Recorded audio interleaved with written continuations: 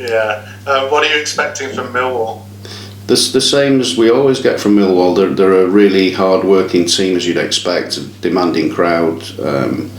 They are they've changed the midfield dynamic really wholly with Shackleton, Mitchell and Honeyman are the sort of mainstay, or have been of late.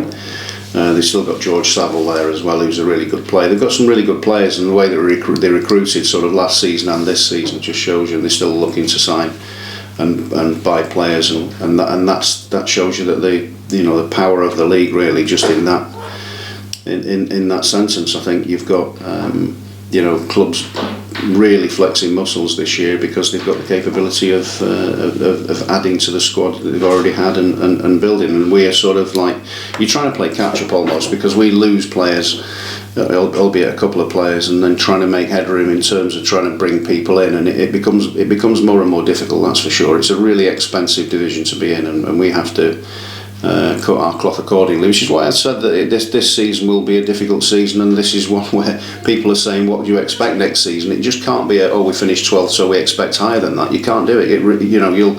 You'll come a cropper, that's for sure. We've got to see where we are first, and like you said, that there is a lot of truth in that you have to work your way into a season, and I think there's nothing more true for us than this season. And on the transfer front, just finally for me, I know you were a bit frustrated the other night about people messing around and suggesting links for your players to other things. Something you just have to deal with until the window closes, I guess. Only when I'm asked the question. I think when ultimately we just get on with the job. I think that if somebody came in with and hit a number that sort of floated everybody's boat, and we can go and do something off the back of it. It isn't always the case, because sometimes you get offers for players right at the death, and you can't go because the players that you were after have gone.